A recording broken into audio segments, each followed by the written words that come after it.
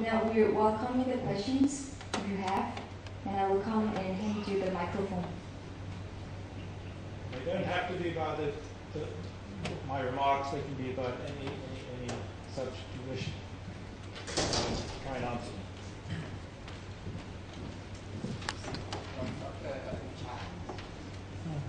You mentioned two aspects which I'm particularly interested in. The first aspect, I think if I heard you correctly, was on immigration and labor mobility. The second one is on governance. Could you expand on the actual action programs you undertook, for examples for us, perhaps you can learn something from that? Yes. Let me mention, let me take governance first. The World Bank has, for about the last 5 years, made that a major priority. Every year it produces a flagship publication called the World Development Report, and the report about 5 years ago focused on the issue of governance, because a lot of research from not just the World Bank, but many other research institutions, universities and development institutions has shown that without good governance and good institutions to implement policies and programs, you're pouring money down the drain. And I mentioned earlier that one of the reasons for the success of the recovery of Japan and Europe after World War II was the fact that they had good governance and institutional systems in place.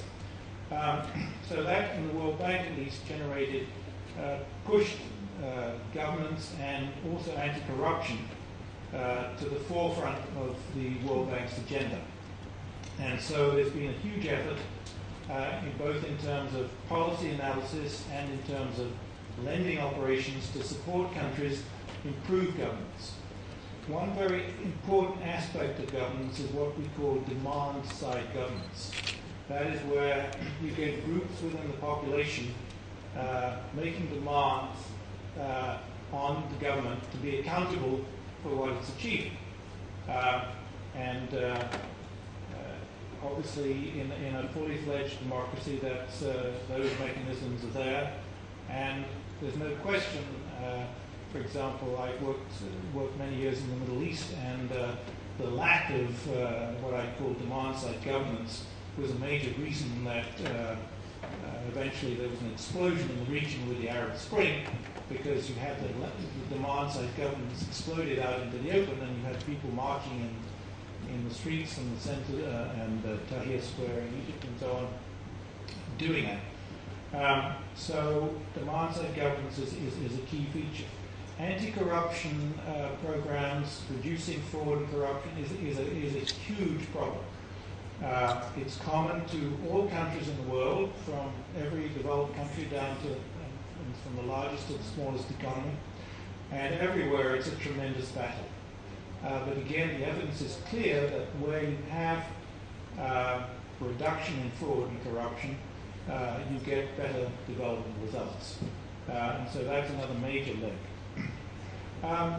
On migration and remittances, I think the development community was very late to realize the importance of remittances. And they were something which were under the radar screen, if you like, for many years. They were there, but there was not much attention paid to them, and they just existed, and nobody realized how important they were. And starting about 5-7 years ago, the World Bank, along with the other multilateral development banks, suddenly started looking at these numbers, and they are impressive. 3% of the world's population works in countries where they were not poor, which is amazing. And I gave you the numbers. I think it was remittances were running 2 or 3 years ago at about over 300 billion a year. And this money is tremendously important. It is not just used to support households back home, although that's an important use, but a lot of it goes into very productive investments in in the emigrants' home country.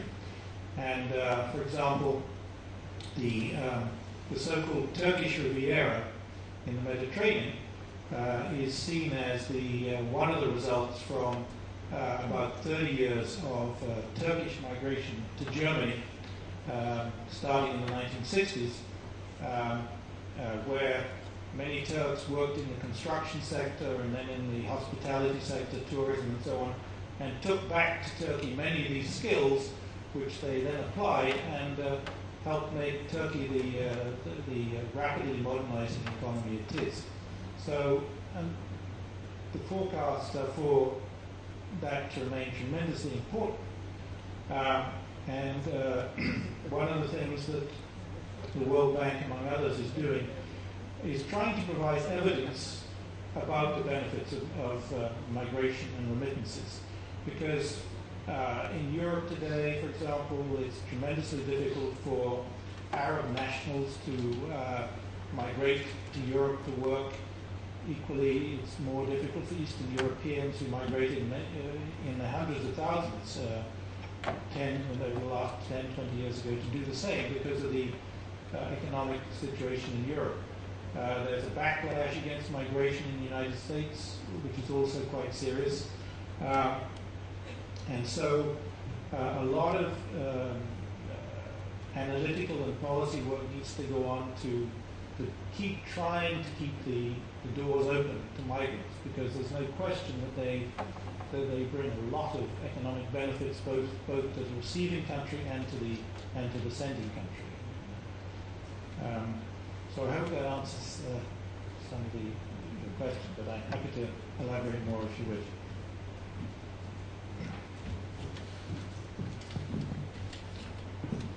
Could you also, for the benefit of our audience, identify yourself and where you come from? And thank you. Thank you, Pastor Samkit. My name is Ninat Olamor, Secretary General of the Association of Southeast Asian Institutions of Ireland. We know that World Bank is having governance on the top of the priority, and after the financial crisis, I think World Bank support the project of the Institute Director to train all the company directors that are listed on the stock exchange Thailand for good governance. Now, as a result, do you measure any result after after your support or the money they've given to for this project? Because now the university, they also have the directors of the council members, and they're trying to do the same as having all the members of the board or members of the board to go through some kind of training who have good governance as well. Right. Because I think the companies directly, they want to prevent that they do not siphon money out of the companies. Right. So the World Bank support the private sector. Now we're talking about how about the university? Would that be entitled to have some support from World Bank in terms of governance? And would you also elaborate on the harmonization to avoid I think you talked about harmonization to avoid duplication as well. Thank you. On the first one, yes, the International Finance Corporation arm of the World Bank is very active in supporting improved corporate governance. I'm not familiar personally with the program you mentioned, but I can certainly find out and let you know what the results are. But worldwide, we're doing a lot in this area, and again in the Middle East, with which I'm most familiar.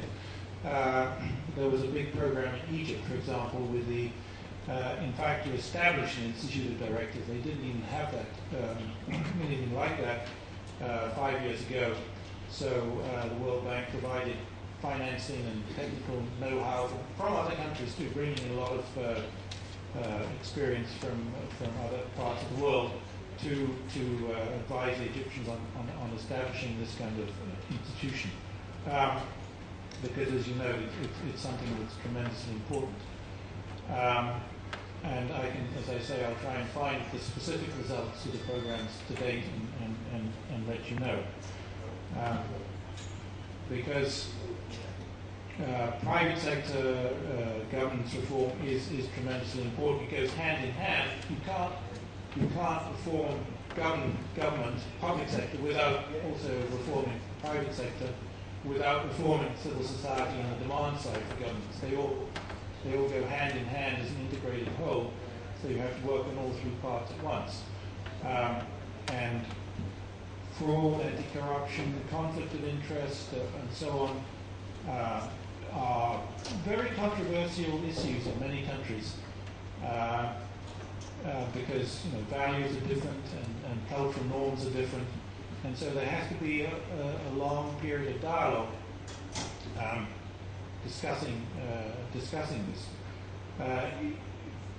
Issues of fraud and corruption, for example, were not even mentioned in the World Bank until the mid-1990s, when the then President, Mr. Wolfenson, made a big speech about the cost of fraud and corruption, and that helped put the idea on the international agenda, and it remains very important. And now on harmonization. I think I can best illustrate the problem by a small story about Ghana. About 7 or 8 years ago, Ghana, the Ministry of Planning in Ghana did a small study, and they found that they had different donor delegations visiting them on more than 200 days a year, when there are 240 working days a year, roughly. And they were spending all their time dealing with different donors and their delegations. And they were not getting their real work done. So they said, what can we do about this? So they said, we're going to have set in place, we're going to have a 2-month donor vacation, donor holidays, no donor visits for 2 months. And in those 2 months, we'll try and get the work done. And then the rest of the time, except they have to come. But there was a massive problem, especially with with a lot of new donors like the Gates Foundation and Gavi and coming in, and everybody wanting to meet the same groups of ministers and special counterparts in government ministries and the same non-government organizations, visit the same universities and so on. It takes up a lot of time. And so that's where the impetus for improving harmonization came. And it is very tough to achieve. I mean, just as Hillary Clinton in Busan in November was the one who admitted that in the US they have a terrific distance to go, because every little agency in the United States government has an international development program. And why do they want that? Well, it's very nice to be able to spin off to these international conferences and from while to while and talk about what your country is doing and how we do it here, and trying to convince people that your way is a good way to adapt and so on. So a lot of incentives against harmonizing. But I think the biggest incentive to harmonize is lack of resources. As your resources diminish, and you have to use them more carefully, so you can insist on better harmonization, better reporting, and more standardization, more standardized reporting. But it's very much an ongoing agenda, and I think I'm pretty confident we can be here in 20 years' time, and I'm sure there'll be a similar speaker could be making the same comments as we just exchanged. Okay. Any more? Yes, Jean-Pierre. Yeah, the year before this I was the country director for ADB in Thailand. Just a few questions. One is on the changes you described earlier in your talk. One area you haven't mentioned at all is I guess it's the burden of the decrease in regional cooperation or sub-regional cooperation. And I think that has changed quite a lot, certainly in Asia, with ASEAN +3, ASEAN +6.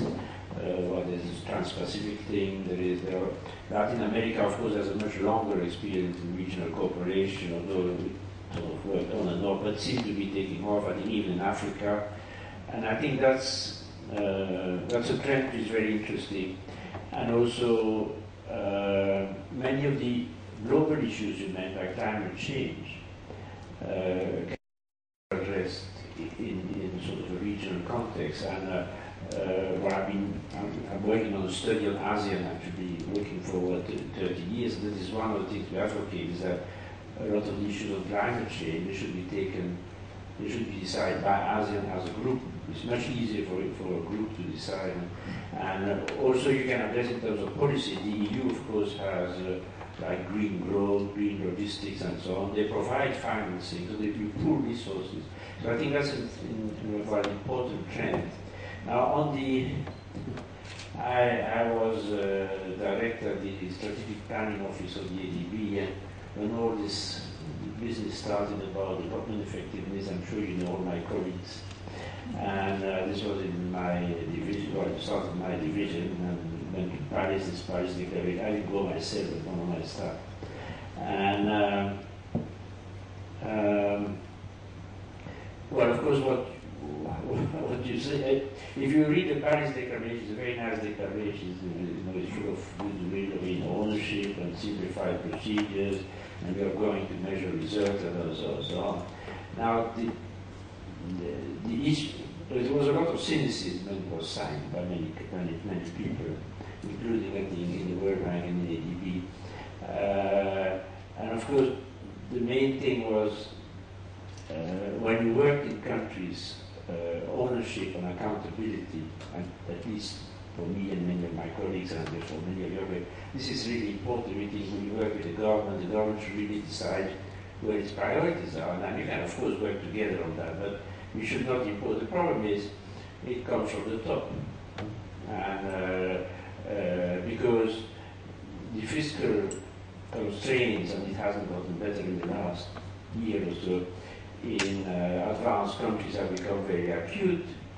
That means, and my experience has been that increasingly, the program is not even determined by the ministries of finance or it's determined by politicians who go to parliament and they have to sell it to parliament. So you are run by the, your ownership is run by the parliament in whatever, Congress in the US, parliament in Germany, France, or whatever. And that's really irritating. And of course, there is this enormous resistance to ownership. I mean, it's a political process. But we can maybe think on how to get rid of that. And then, of course, that stands in the way of simplifying your procedures. You don't give up easily because you want to, once you don't give fully the ownership of the country, you don't trust them. And then you basically look at everything they do and you don't give them much opportunity. And that also goes into your results because then it's sort of, what do you call it, like a vicious circle. I mean, you have people, political leadership there in advanced countries mainly, who sort of say what you should do and how you should measure and so on. And then the people who are on the ground, they will try to measure results. They will invent all, I mean, the creativity in imagining how the intervention and results are linked is unbelievable. I mean, you might have a road project and it's linked to the reduction of a huge reduction of poverty in the country. I mean, there's a lot of imagination in how it is done. And then, of course, you produce a report, and then how is it done? I mean, you and me probably work at the road. And so I think that is something which has to be thought of. And moving forward, well, it should be, I guess it's to some extent recognized, but probably not explicitly enough. And when I was on ADB, I would not be able to speak like this. But by and large, you could sort of take the political element out and say, and there were figures, you say, well, okay, whatever, 0.5% of your GDP goes to development assistance, and it goes to, well, either they're bilateral, which is usually small or works with institutions like we come from, and basically let the agenda, what we should do, much more decided by people on the ground, people who know about the countries. And so then, I mean, anyway, the end figure will be the same. I mean, whatever. If Sweden gives whatever, 1 billion a year or whatever, whether it is discussed by parliament and they go into the nitty-gritty of which village it should go in and so on and so on, but it's better just to say, okay, this is the money and we trust you to come and deliver. And then they can hold us accountable. You see what I mean? It's sort of this. So I don't know. I mean, I think otherwise there will be a lot of meetings, as you say, 20 more years, and we will still discuss the causes of the problem, which is actually a political science problem, essentially. It's not even economic.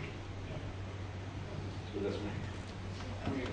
Well, I have very little to disagree with there, but I think for people who are at the studying and in the early part of their careers, it assures that they have a career ahead, because these issues will be here in 10 or 15 years' time, and will always be that, because there's always a domestic political constituency, for example, in the donor countries that wants to use development assistance for various reasons that may have more or less to do with benefiting the countries they're trying to give the money to. And equally within the recipient countries, there are all sorts of different interests trying to capture that money and use it for their own purposes. And all of this stuff is very difficult to measure and monitor. I just want to note your comment on sub-regional organizations and sub-regional cooperation. That's a very good point. Their role will remain important, and I think the importance will go up or down depending on how well we continue to or not continue to collaborate globally. If global arrangements weaken, the United Nations system starts breaking down, then regional organizations will become more and more important, or somehow we manage to pull ourselves together collectively in the future to address things on a global basis, then regional organizations will be that much less important. But they'll certainly play an important role, because there's more in common between countries from a particular region than there is across regions. There's just the understanding of each other's problems, and if you're dealing with something like the Mekong Basin, I mean, you have a huge thing in common, which is this massive river providing enormous resources and opportunity and so on for a lot of different countries, and they have to be carefully shared and how to work that out. So, yes, very important. That's good that we have questions from our ID student. I think you can share with us your view. Identify yourself first. Yes. Okay, Mr. Steele, thank you for your well-detailed presentation. My name is Philip, and I'm from Uganda, West Africa, please. Okay, the early part of this month, or sometime late December, we hear Oxfam and Save the Children, okay, who are giving humanitarian assistance in the Horn of Africa. Okay, so I think they are crying for lack of development assistance, in the sense that maybe it is slow or not coming. So this, in my view, tend to suggest that there is some kind of donor fatigue among the donors. Okay, one. And two, this scenario is also coupled with the serious nature of the Eurozone crisis. So now, given these two scenarios, what do you think is the future of development assistance?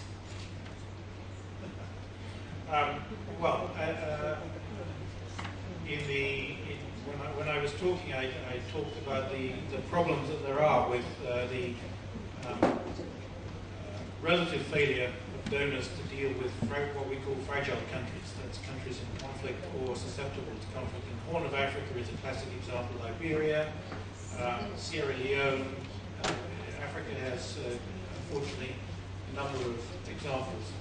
And yes, that's why it was put on the agenda in this big conference in November in Busan. The international community recognized that it was failing to work adequately with these very difficult countries to help them recover and resume economic development.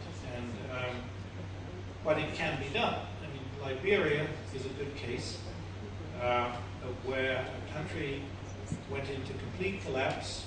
There wasn't a government. There was anarchy.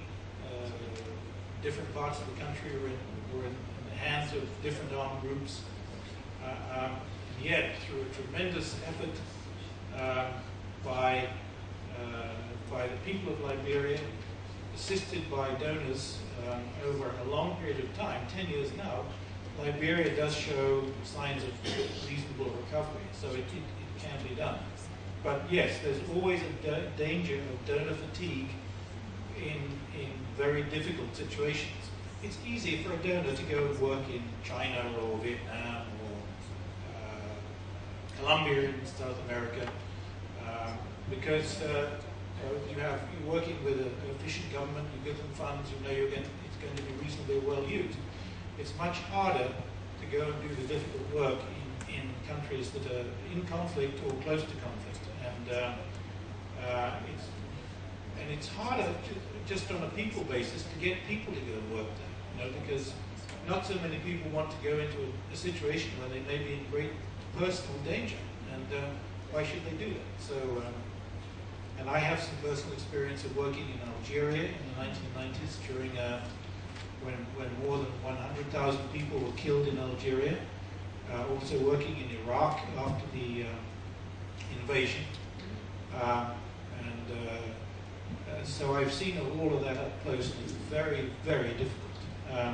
But the international community cannot ignore those populations, because, as I noted, it's about 1 billion people live there, and they are the people who need the help the most. And Horn of Africa is a very serious situation, and I don't think the international community has got a handle on it yet.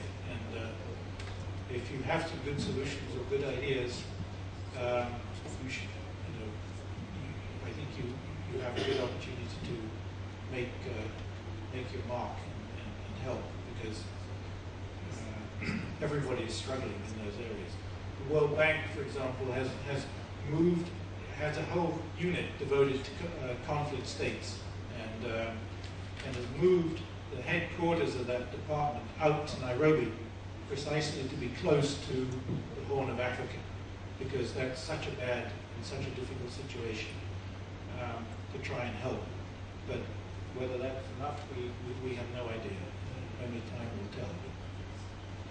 So, please question. Okay. Mr. Steele, I think there's another part also to my question, which is, okay, now given the serious nature of the Eurozone crisis, what is the future of development assistance?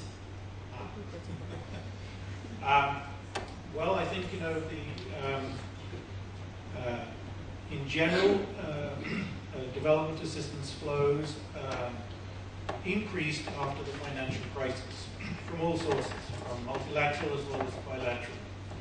But obviously, the longer the financial crisis goes on, and the more those governments, because it's the developed country governments that are suffering the most in Europe, in the United States, Japan to a lesser extent, the more there'll be a fight over the amount of money that those governments are willing to put into official development assistance programs. There's a lot of concern about whether the Eurozone countries will reduce their assistance. It hasn't happened yet, but it's always on the block. And in my own country, which is the United Kingdom, the development agency there is the largest single donor for education in the world. And there's a lot of fear that those resources are going to be cut by the United Kingdom government because of fiscal austerity in the United Kingdom.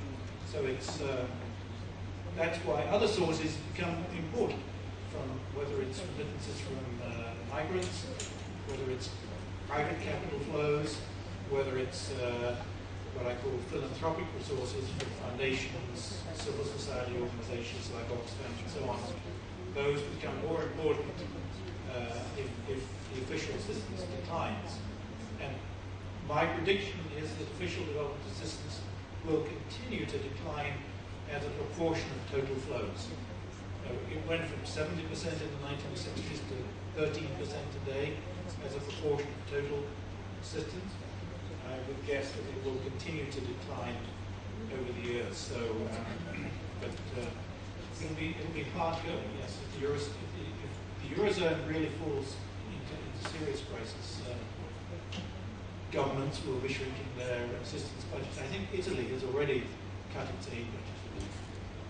Yeah, former ambassador of Thailand to Kenya, following my friend from Uganda. My question is in the region of Africa. It seems that in Africa there is general feeling that the World Bank procedure or Western procedure it are very cumbersome, and very a lot of conditions before giving a very slow process. Unlike the new big donor like China and India, they are very simple and then they can see the concrete result really quick. For example, the infrastructure, road, harbor, airport, everything, they will make in very short period compared to World Bank project. They might spend 3-4 years talking. But for these two countries, in a few months, they can conclude and can operate. Yeah. Well, that's a very good point. I think, well, number one, what I call the traditional donor agencies do have lessons to learn from the new emerging nation donors in terms of speed, innovation, and so on. I mean, there's no doubt about that.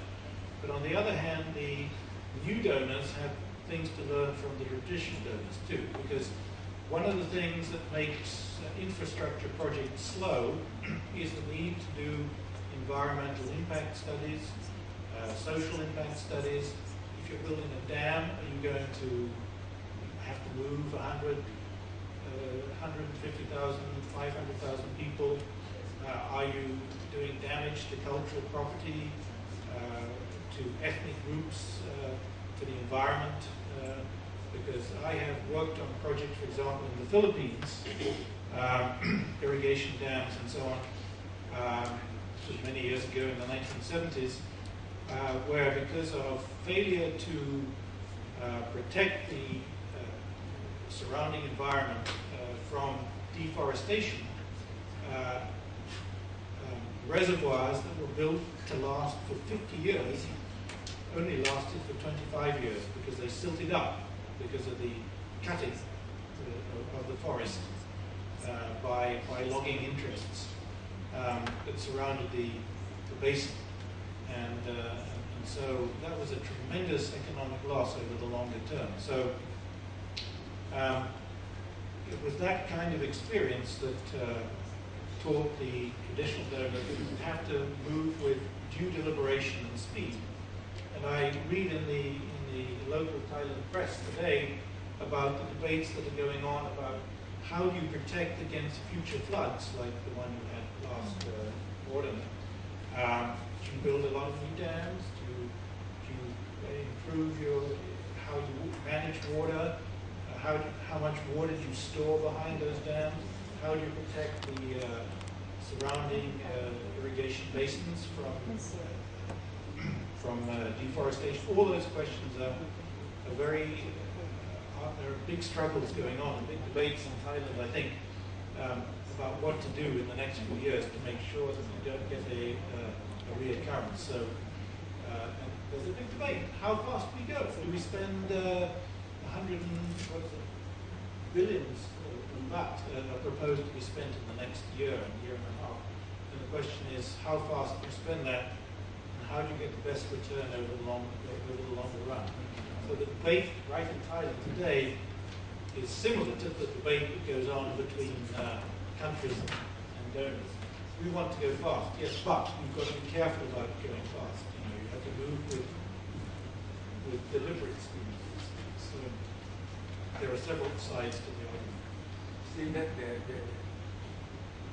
they appreciate your concern about the environment of forest, but they complain also that you link World Bank or Western donor might seem to link the aid with the political system or human rights.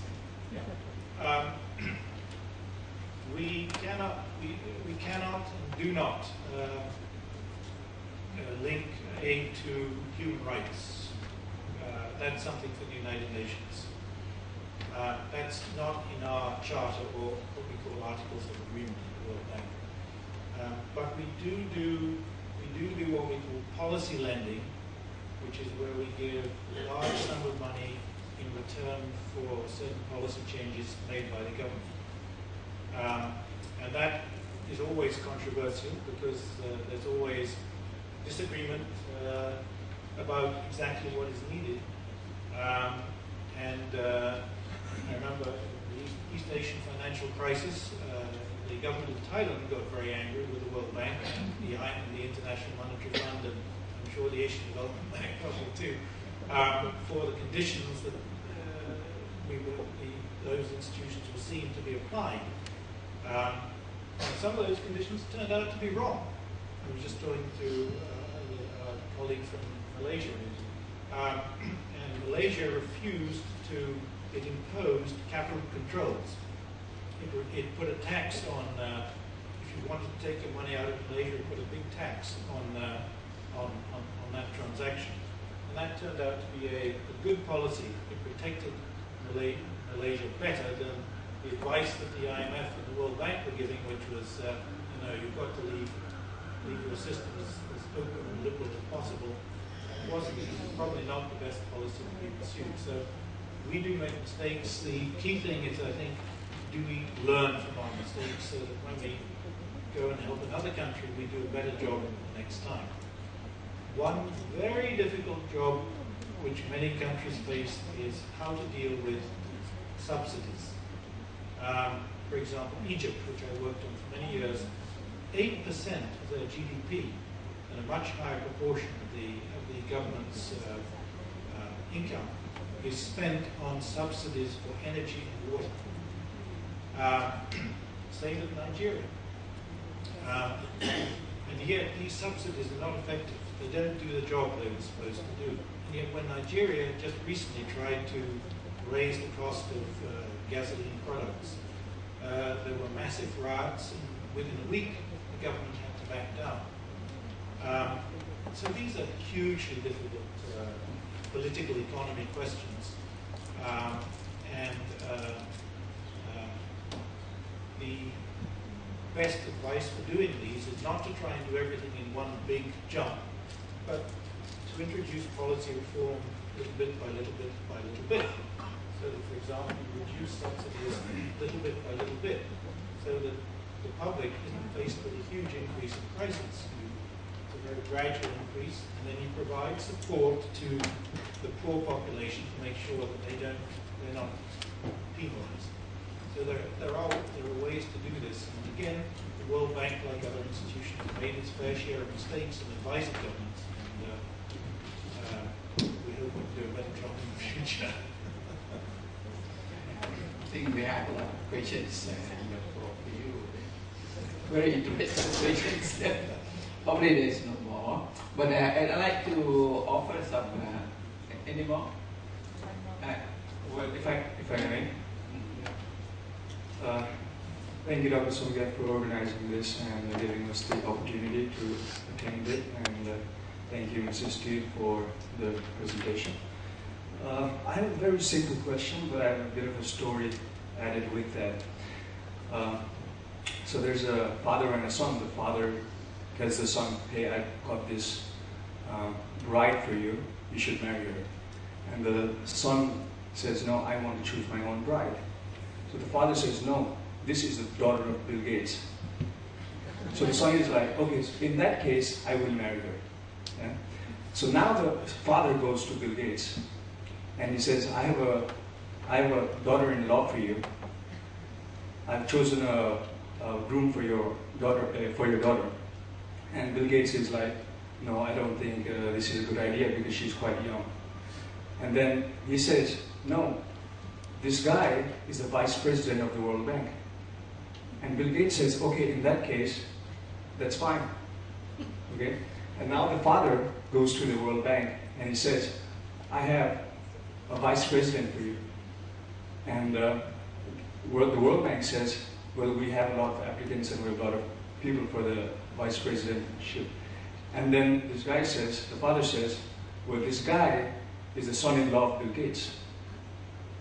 And World Bank says, okay, well, in that case, that's fine. So that's how the business worked.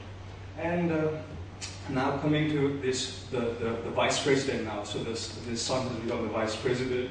He approaches me. He comes to Nepal. Let's say this is in the future. And he does not really come to me. I think he calls me to probably Washington, D.C., so I'm quite excited because I'm getting a free trip to go to Washington, D.C., so I say, yeah, definitely. So I reached there, and basically the approach is about 80 countries in the world has water shortage. And you having all this, the Himalayan range right in front of you, and the basin right there, and the global warming effects and all this ice melting, you can bottle all this water and give to me, and I will take care of the 80 countries and try to solve the problem there. And now I'm really excited, I'm really happy because this is probably good business for me, and I'm really excited. And so I say, okay, definitely, but what do I get out of this? So he says, wait, you are already so much in debt from the World Bank that you don't get anything. I don't get anything. So in this situation, what should my personal response? Should I just keep quiet, or what would be the best response to give to this vice president of the World Bank? What should I tell this person, given I'm sitting right across this guy? This is a very complicated story. I'm not sure I can answer your question. The one thing it makes me think of is that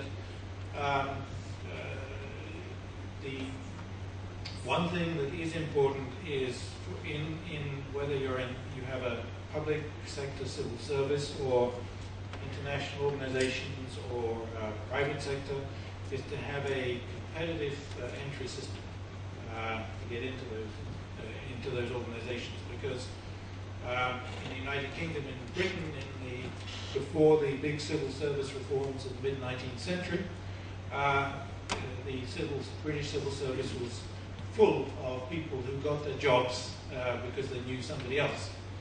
And as a result, government didn't function effectively at all. And people weren't able to answer the sorts of questions you're asking about what to do with Nepal's water. If you have a high-performing civil service which is competitively recruited, so with staff with good skills and experience and qualifications, and you have the same with international organizations and private sector corporations, and very importantly, you have mechanisms so that the public can look in and see what these organizations are doing and hold them accountable, you will get a better result than you did in 18th century, early 19th century Britain. And but we can talk afterwards about what to do with bottles of water from Nepal to the rest of the world. I'm happy to address that. I think we have taken a lot of it, and David, I think you have given us a very good comprehensive lecture. And as I think Geoffrey has said that perhaps we will be talking about this in you also.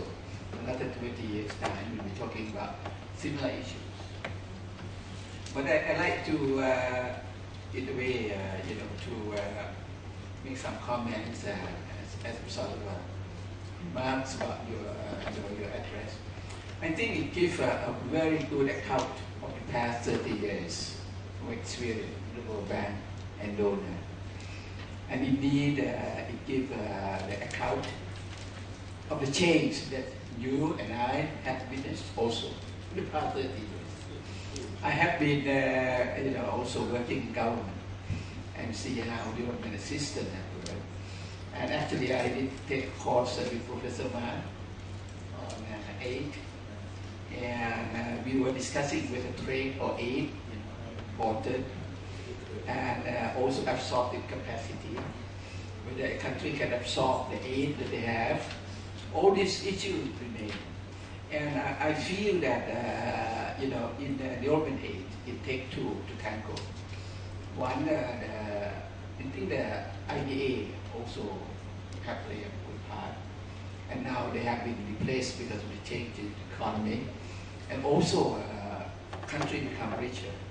China, India, and the private sector become richer. Bill Gates Corporation was, for example, give a lot of money out. So remittance also, but there are also problems, you say, regarding protectionism and also countries that are afraid of people coming in and work in their country too much. But I think that the assistance will continue. But the most important thing will be the recipient themselves, whether they can clean up their country, corruption, whether there will be good governance, on it. And if the country is good, they have a positive absorptive capacities, no corruptions, they know what they want also. If they want ownership, they have to know what they want. But as John Pierre said, sometimes the country is not a person, They don't quite know what they want because the politicians, they have different agenda. And the people themselves, they have different agenda. But all these are the complexity of, development assistance. And the World Bank has done a good job. Not if you do too much of a good job, you will run out of business because every country will be well developed and don't need any more assistance, But anyway, I'd like to thank you on behalf of the institute, and your talk have been very lucid and comprehensive and give us the whole big picture and also the challenges ahead. And also ADB have similar problems, similar challenges, that we have to do. After you have listened to all this, I think some of you might want to work for the World Bank, and some of our students. I think you should try to work for the World Bank. You can ask David how you can do that. Happy to answer questions on that. Later on, when we have some, But now Sue want to thank on behalf of the students. Yes, before saying thank you, conclusion, I think Ajahn, we should give a special present to our Mr. Speaker, which is not a very special but very modest one. Yeah. But afterwards you can say thank you on behalf of the students. Yes.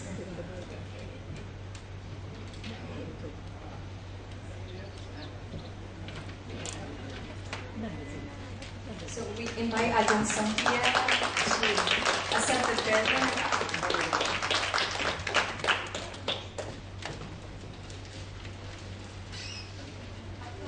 Before the present giving.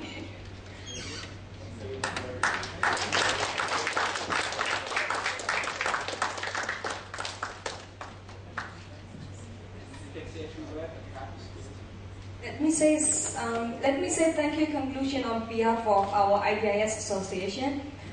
Thank you very much indeed, especially to our Mr. Speaker, Mr. David Steele, for your devotion and very kind speech, and as Ajahn Songkhya said, very comprehensive, knowledgeable, and also distinguished guests. Thank you very much for your devoting times with us. And IDIS students, we like to hope to see you in next forum too. So thank you so much again. We have dinner and drink over. Outside. It's waiting for you to have an informal talk again and have a network. And I wish you to enjoy the dinners. But one of the most important things is that we have the evaluation form that will really help us to make a better forum for next time. So help us by filing the evaluation form. Thank you again.